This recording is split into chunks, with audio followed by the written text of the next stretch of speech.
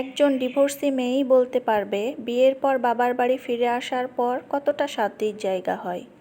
ডিভোর্সের পর বুঝতে পারলাম আপন মানুষগুলো কিভাবে পর হয়ে যায়। ডিভোর্সের আগে সবাই ভালো পরামর্শ দিয়েছিল, চলে আসতে বলেছিল, আর এখন তাদের আসল চেহারা দেখতে পেলাম। তাদের অমতে বিয়ে করেছিলাম বলে এভাবে প্রতিশোধ নিল আমাকে, আমার স্বামীর থেকে আলাদা করে দিল। ডিভোর্সের পরে শুরু হলো আমার ফ্যামিলির আসল রূপের অত্যাচার। আমার স্বামীর কিন্তু তেমন কোনো দোষ ছিল না, এখন টের পাচ্ছি, হাড়ে হাড়ে আমি টের পাচ্ছি। সবচেয়ে বেশি দোষ ছিল আমার। ফ্যামিলির সবাই আমাকে না বুঝিয়ে তারা আমাকে আরও বেশি লাই দিয়েছিল। প্রতিটা স্বামী স্ত্রীর মধ্যেই কিন্তু টুকটাক ঝামেলা হয়, এটা স্বাভাবিক, অস্বাভাবিক কিচ্ছু না।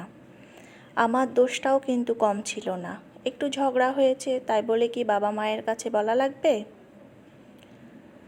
আর বাবা মার কাছে বলার পর আমাকে শাসন না করে উল্টো আমাকে ডিভোর্স দিয়ে দিতে বলে। আমার জীবনটা তছনছ হয়ে গেছে, সেই সাথে আমার মেয়ের জীবনটাও। আমার পরিবারের একটাই রাগ, সবার অমতে প্রেম করে বিয়ে করেছিলাম। তারা কখনো চায়নি এই ছেলেকে আমি বিয়ে করি। তাদের রাগটা তারা মিটিয়ে নিল, আমাকে ডিভোর্স দিয়ে নিল। আর আমিও এত বোকা ছিলাম যে আমি বুঝতেই পারিনি তাদের চালাকি।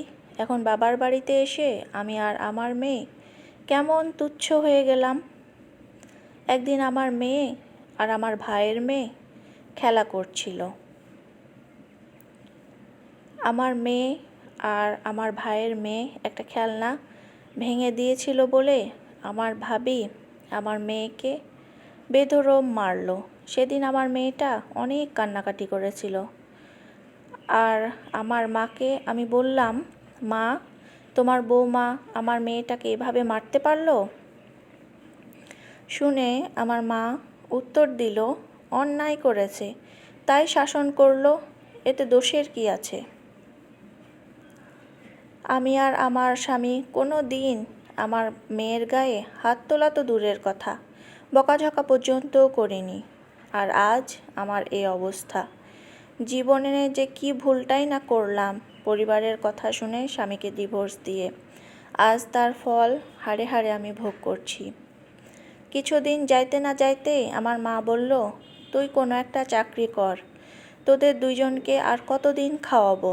আমি বললাম, মা, তোমাদের কথা শুনেই তো আমি আমার স্বামীকে ডিভোর্স দিয়েছিলাম। তখন তোমরা তো সবাই বলেছিলে তোমরা আমার আর আমার মেয়েটার দায়িত্ব নিবে, তাহলে এখন কেন এরকম ব্যবহার করছো?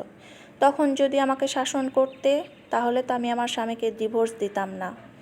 আর আমার মেয়েকে নিয়ে আমি এখন কোথায় যাব? আমার ভাই কত কিছু নিয়ে আসে বাসায়, আমার মেয়েটাকে কোনো দিন কোনো কিছু দিত না। এগুলো দেখে আমার বুকটা অনেক ফেটে যেত, কিন্তু কিছু বলতে পারতাম না। আমার মেয়েটাও অনেক কান্নাকাটি করতো। ডিভোর্স কখনো সুখ দেয় না। কেউ আমার মতো ভুল করবেন না, পরিবারের কথা শুনে কেউ স্বামীকে ডিভোর্স দিবেন না। কারণ বিয়ের পর আর বাবার বাড়ির সেই আদর যত্ন থাকে না। এটা কোনো এক বোনের গল্প, দয়া করে আমার বাস্তব জীবনের সাথে কেউ মিল খুঁজবেন না।